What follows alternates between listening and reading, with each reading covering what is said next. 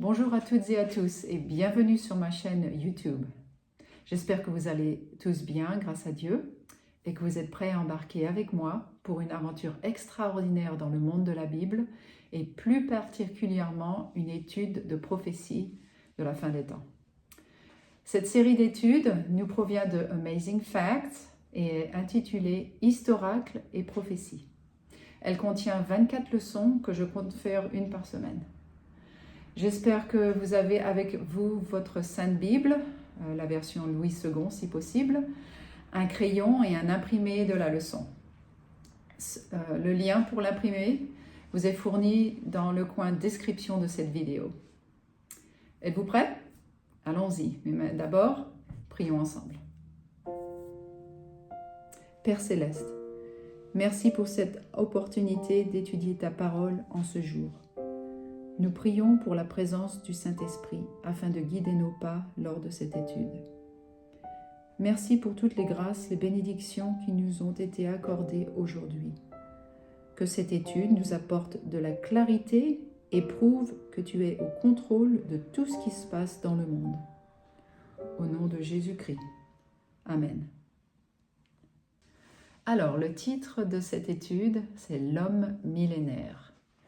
Avant qu'on commence à répondre à toutes les questions, je vais vous lire le passage, donc l'histoire pour avoir ça en contexte, et vous pouvez suivre avec moi sur l'écran.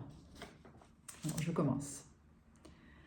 Le vaste royaume de Babylone était opulent et prospère. Cependant, le roi Nebuchadnezzar passait des nuits agitées dans son lit royal. Combien de temps durerait cette époque d'or ? Se demandait-il. Et que deviendrait son puissant empire après sa mort?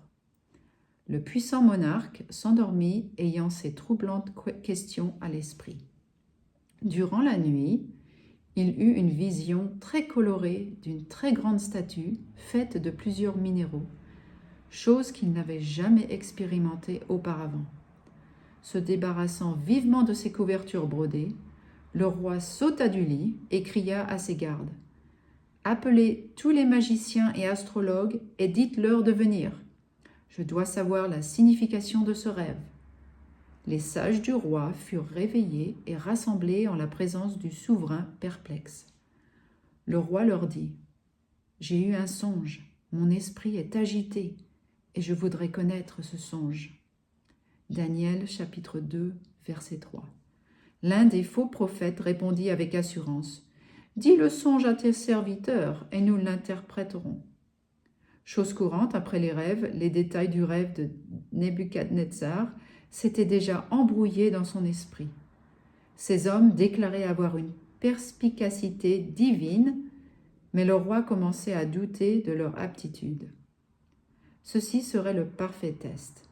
« Faites-moi connaître le rêve et son explication, et vous serez récompensés, » dit le roi à ses conseillers. « Autrement, vous serez mis en pièces et vos maisons seront réduites en un tas d'immondices. » Les magiciens et les astrologues n'avaient pas le choix et devaient ainsi admettre être dans l'incapacité d'expliquer le rêve du roi sans avoir premièrement entendu. Furieux contre ces imposteurs, le roi demanda à ce que tous les sages de Babylone soient rassemblés pour leur exécution. Cependant, le Seigneur avait une personne à Babylone qui pouvait expliquer le rêve du colossal homme millénaire. Donc voilà l'histoire. Et maintenant, passons à l'étude. Alors, la première question. Pourquoi Dieu donna-t-il ce rêve au roi de Babylone? Alors, allons dans le livre de Daniel, chapitre 2, verset 28. Alors là, c'est dit: « Mais il y a dans les cieux un Dieu qui révèle les secrets et qui a fait connaître au roi Nebuchadnezzar ce qui arrivera dans la suite des temps. » Donc, dans ce rêve de la statue composée de plusieurs minéraux, Dieu écrit pour les millénaires à venir l'ascension et la chute des empires qui auraient une influence directe sur son peuple. Voilà. Donc, la réponse, c'est les secrets. La question numéro 2. Que fut l'ordre de Nebuchadnezzar lorsqu'il s'aperçut que ses conseillers ne réussissaient pas à révéler et à interpréter le rêve. Alors passons au verset 12 du même chapitre de Daniel, et il est dit « Là-dessus, le roi ordonna qu'on fasse périr tous les sages de Babylone. » Donc la réponse, c'est périr. Et il y a une note qui dit « Les astrologues et les magiciens de Babylone prétendaient avoir un pouvoir surnaturel, mais ils ne purent révéler le rêve du roi. Cela démontra qu'ils étaient des imposteurs incompétents. Si le roi leur avait dévoilé le rêve, ils auraient simplement inventé une interprétation quelconque. » Dans sa furie, Nebuchadnezzar ordonna qu'on fasse tuer tous les sages, même ceux qui ne s'étaient pas présentés devant lui. Il y avait parmi ceux qui n'étaient pas présents lors de la réunion avec le roi un homme prisonnier nommé Daniel. Cet homme, qui craignait Dieu, avait récemment été formé pour le service du roi. Voilà. Donc, question numéro 3 maintenant. Que demanda Daniel au roi et que dit-il à ses amis lorsqu'il prit connaissance de la sentence?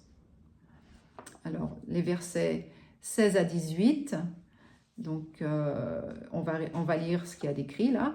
« Et Daniel se rendit vers le roi et le pria de lui accorder du temps pour donner au roi l'explication. Ensuite, Daniel alla dans sa maison et il instruisit de cette affaire Anania, Mishaël et Azariah, ses compagnons, les engageant à implorer la miséricorde du Dieu des cieux. » Donc voilà ce que Daniel a décidé de faire. Il a tout de suite été voir ses compagnons et on va voir ce qu'il va faire ensuite. La question numéro 4. À qui Daniel rendit-il gloire et mérite après que le Seigneur lui révéla le rêve? Alors passons au verset 23 et 28 du même chapitre de Daniel, chapitre 2. « Dieu de mes pères, je te glorifie et je te loue. » Et plus loin, c'est « Mais il y a dans les cieux un Dieu qui révèle les secrets. » Donc tout de suite, Daniel s'est mis à prier et à donner gloire et mérite à Dieu. Il y a une note qui dit « L'ascension et la chute des empires semblent se produire par la volonté des hommes. Cependant, la prière de louange de Daniel révèle clairement l'essence d'une intervention divine. Rien ne se produit sans que Dieu ne l'ait su à l'avance et ne l'ait permis. Il nous est parfois impossible de comprendre le pourquoi de ce qui se passe dans le monde d'aujourd'hui, mais il est réconfortant de savoir que Dieu est toujours souverain. Amen. Seul Daniel pouvait révéler le rêve au roi. Pourtant, il reconnaît clairement le mérite de celui qui lui révéla ce rêve, le Dieu des cieux. Donc, il est vrai qu'en ce moment, le monde est un peu dans le chaos et il y a beaucoup de problèmes et de catastrophes et d'hommes au pouvoir qui sont un petit peu fous. Mais Dieu est en contrôle, il contrôle tout et il y a une raison pour laquelle il n'intervient pas tout de suite. Alors la question numéro 5. Selon Daniel, quels sont les 2 objets que le roi vit dans son rêve? Alors passons un peu plus loin au verset 31 et en fait c'est marqué 35 là, mais ça devrait être 34. Alors, il est dit « Ô roi, tu regardais et tu voyais une grande statue. Tu regardais lorsqu'une pierre se détacha sans le secours d'aucune main. » Alors la réponse, c'est statue et pierre. Alors la première chose que vit le roi était une statue composée des minéraux suivants. Numéro 1, la tête était d'or. Numéro 2, la poitrine et les bras étaient d'argent. Numéro 3, le ventre et les cuisses étaient d'airain. Alors, airain, c'est du bronze. Numéro 4, les jambes étaient de fer. Et numéro 5, les pieds étaient de fer et d'argile. Ensuite, le roi vit une pierre qui se détacha sans l'aide d'une main. À cet instant, le roi Nebuchadnezzar se retrouva assis sur le rebord de son trône, sans aucun doute captivé par la révélation de Daniel. Daniel raconta le rêve précisément comme Dieu le lui avait donné. Le roi attendait avec impatience, se demandant ce que signifiait ce rêve. Daniel continua et expliqua l'interprétation comme le Seigneur la lui révéla, et nous ferions bien de l'accepter tel qu'il la donna. Le moyen le plus sûr d'interpréter la Bible et ses prophéties est de permettre à la Bible de s'expliquer elle-même. Tout à fait. Voilà, donc les 4 minéraux, l'or, l'argent, l'airain ou le bronze, le fer, et puis bon, l'argile, c'est pas un minéral, donc je l'ai pas compté dedans. Numéro 6. Que représente la tête d'or? Alors, si on continue plus bas, vers le verset 38, il nous dit que c'est toi qui es la tête d'or. Donc, que représente la tête d'or? Le royaume de Babylone, Nebuchadnezzar. Lisons la petite note, là, qui est écrite. Le roi était considéré comme étant à la tête de l'État. C'est pourquoi Nebuchadnezzar représente Babylone, l'empire avec lequel la prophétie commença. Néo-Babylone domina le monde. Il y a une erreur là, ça devrait être marqué 606 et non pas 612, à 539 avant Jésus-Christ, et fut l'un des empires le plus puissants de l'Antiquité. Cet empire peut être convenablement décrit comme étant la tête d'or. Remarquez que la prophétie débute à la période pendant laquelle Daniel vécut. Oui, donc ça commence au moment où il était vivant et ça finit jusqu'à présent. On va le voir ça tout de suite. Alors, la question numéro 7. Le royaume babylonien durerait-il pour toujours? Alors, regardons le verset 39, qui est juste après celui de la question d'avant. Il est dit « Après toi, il s'élèvera un autre royaume, moindre que le tien. » Donc voilà, mauvaise nouvelle pour le roi Nebuchadnezzar. Son royaume ne durerait pas comme il pensait. La suprématie de Babylone ne durerait pas pour toujours. Des royaumes successifs et inférieurs à Babylone domineraient chacun à leur tour. Tout comme l'argent est inférieur à l'or, ainsi le royaume qui vint après Babylone ne jouit que d'une gloire diminuée. Mené par Cyrus en 539 avant Jésus-Christ, l'empire des Mèdes et des Perses conquit Babylone et la réduisit en ruine. Les Mèdes et les Perses représentaient le pouvoir dominant du monde de 539 à 331 avant Jésus-Christ. Durant leur règne, les taxes devaient être payées en pièces d'argent. Donc voilà, donc après Babylone, le royaume la tête d'or est venu, excusez-moi avec mon français, je vis aux États-Unis, donc j'ai l'anglais et le français mélangés dans la tête, donc pardonnez-moi. Ah, donc après le royaume de Babylone en or, c'est donc le royaume des Mèdes et des Perses, et il est représenté par le minéral d'argent. Question numéro 8. Quel est le métal représentant le royaume qui succéda à celui des Mèdes et des Perses? Alors regardons le verset 39. Puis un autre royaume qui sera d'airain ou de bronze et qui dominera sur toute la terre. Donc voilà, alors quel est ce royaume? Alors ce royaume, c'est la Grèce.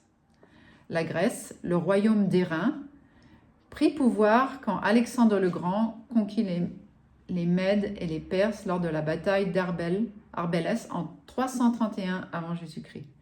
La Grèce resta au pouvoir jusqu'en 168, année 168 avant Jésus-Christ. On disait des soldats grecs qu'ils étaient enrobés d'airain en raison de leur armure entièrement faite d'airain. Notez que chaque minéral qui suit est moins précieux, toutefois plus durable que le précédent. Voilà, c'est vrai que le bronze est plus durable que l'argent. Et regardons ensuite le 4e royaume et savoir quel minéral ça sera. Alors, numéro 9, quel est le métal représentant le 4e royaume? Alors, descendons au verset 40, et qui dit « Il y aura un 4e royaume, fort comme du fer. » Et c'est vrai que le fer est plus fort que le bronze, c'est plus durable, je dirais. Alors, la note est dit « La forte monarchie romaine conquit les Grecs en 168 avant Jésus-Christ et jouit d'une suprématie mondiale jusqu'à ce que la ville de Rome fût capturée par les Ostrogoths en 476 après Jésus-Christ. Rome était le royaume qui dominait le monde lors de la naissance de Jésus-Christ. Remarquez l'exactitude avec laquelle Daniel prédit l'un des millénaires de l'histoire du monde. La montée et la chute de ces quatre empires mondiaux, Babylone, les Mèdes et les Perses, la Grèce et Rome, sont clairement prédites par la Bible et ont été prouvées exactes par les livres d'histoire. Alors moi, quand je suis arrivée, j'étais catholique avant d'être protestante et adventiste du 7e jour.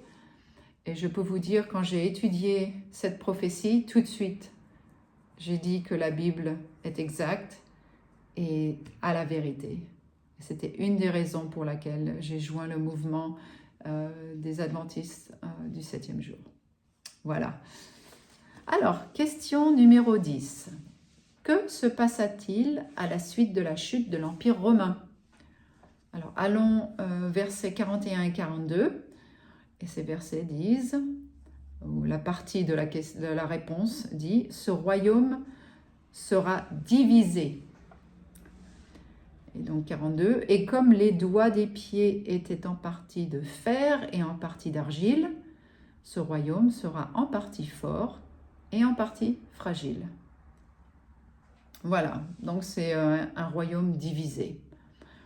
L'effondrement de l'Empire romain en 476 après Jésus-Christ ne fut pas causé par un autre pouvoir mondial essayant de le renverser. Il fut plutôt causé par les tribus barbares qui conquirent et divisèrent cet empire tel que Daniel l'avait prédit. 10 de ces tribus se développèrent et constituèrent l'Europe moderne. Il s'agit des Ostrogoths, des Wisigoths, des Francs, des Vandales, des Alamans, des Suèves, des Anglo-Saxons, des Hérules, des Lombards et des Burgondes.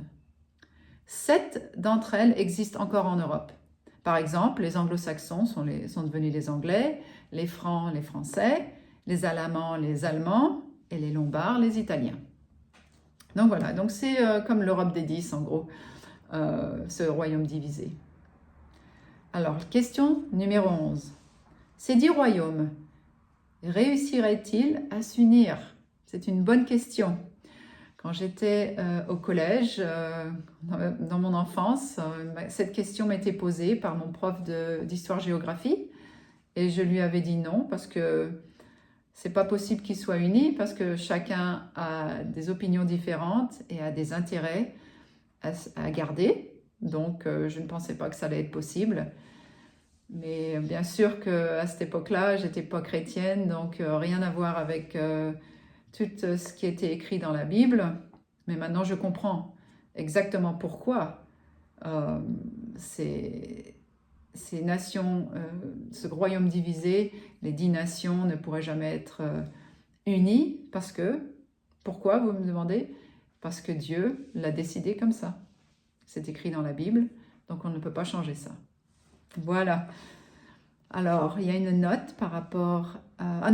allons donc au verset 43, excusez-moi.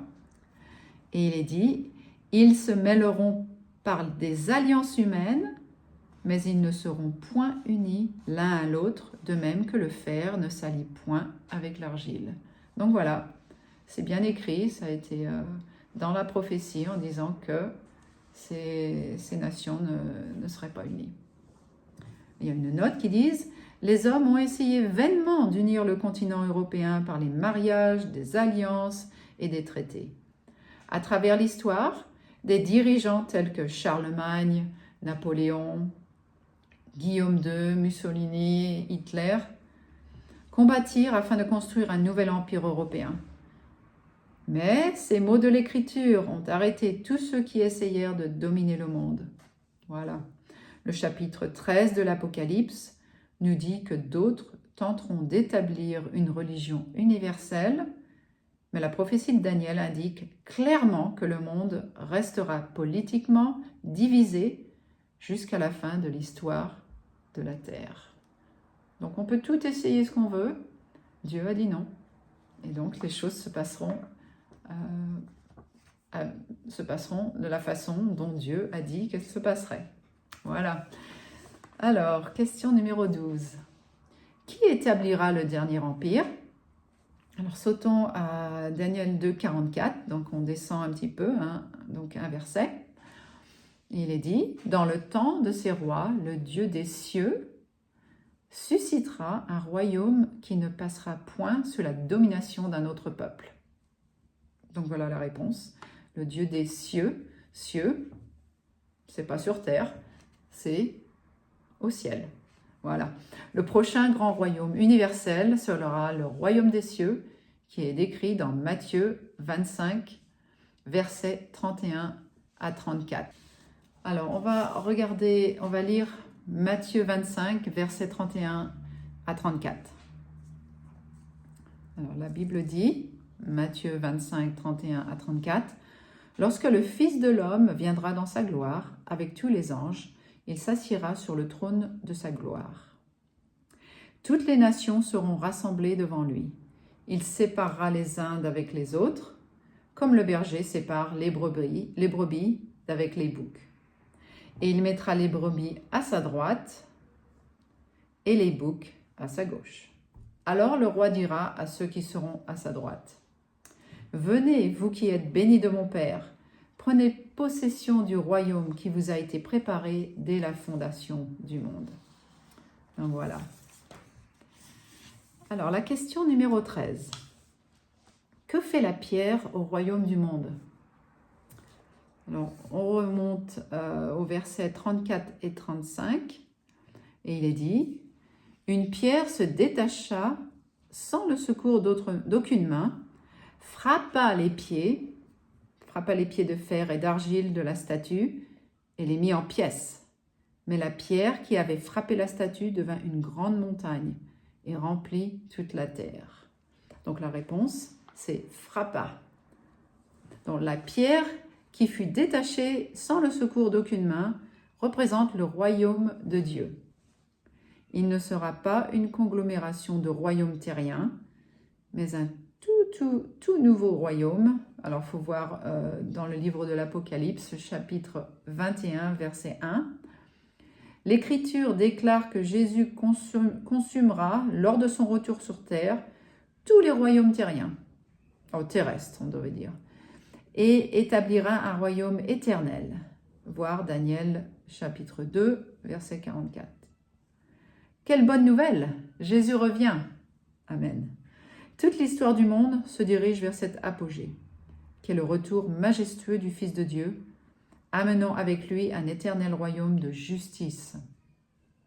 Il se peut que le roi Nebuchadnezzar eût pensé qu'il avait défié le vrai Dieu au moment où il assiégera Jérusalem et pilla le temple. Voir Daniel chapitre 1, versets 1 et 2. Mais Dieu lui montra rapidement qu'il est le souverain sur toutes choses. Les événements humains sont sous son contrôle et à la fin, il remportera la victoire. Il se peut que la Babylone, les Mèdes et les Perses, la Grèce, la Rome et les 10 divisions de l'Empire romain aient essayé d'usurper l'autorité divine et de détruire le peuple de Dieu. Mais tous les royaumes terrestres ou terriens seront finalement écrasés par la venue de Christ. Dieu merci, il sera victorieux dans la grande controverse. Amen. Donc voilà. Seul Dieu a le contrôle, il est souverain de tout le monde entier et c'est lui qui a le dernier mot. Alors, question numéro 14. Que dit Nebuchadnezzar au sujet de Dieu après qu'il a entendu Daniel donner une claire interprétation du rêve? Alors, allons voir verset 47 du même chapitre. Le roi adressa la parole à Daniel et dit « En vérité, votre Dieu est le Dieu des dieux et le Seigneur des rois, et il révèle les secrets. » Ah ben c'est bien, il a enfin admis, il est devenu humble et a réalisé que Dieu est souverain et c'est le vrai Dieu des dieux. La note dit « Ayant vu que Dieu a un contrôle total sur les événements du monde, Nebuchadnezzar reconnut volontairement que le Dieu que servait Daniel était au-dessus de tous les dieux païens de Babylone. Comme le tableau fut rapidement changé, en raison de leur fidélité à Dieu, Daniel et ses amis, de prisonniers qu'ils étaient, furent élevés à d'importantes positions de direction dans le royaume de Babylone. » Ça, c'est dans les versets 48 et 49. Donc, Dieu honore toujours ceux qui l'honorent. Ça, c'est écrit dans le premier livre de Samuel, chapitre 2, verset 30. Voilà, bon, voilà la bonne nouvelle. Jésus revient, le royaume sera éternel, le royaume ne sera pas de nation terrestre, ça il est bien, c'est clair et net. Donc voilà, cette prophétie de tous les royaumes du monde qui sont montrés exactement quelle date et le nom de chaque nation, ça c'est incroyable. Donc la Bible peut être, on peut avoir confiance aux Écritures divines. Alors maintenant, une autre réponse, une question en plus. Reconnaissant que Dieu a un contrôle total sur les événements de la terre, êtes-vous prêt à le laisser contrôler votre vie? Alors moi, j'espère, c'est ma prière, je prie que votre réponse soit oui, parce que là, il contrôle tout, il sait ce qui se passe, il veut que notre vie soit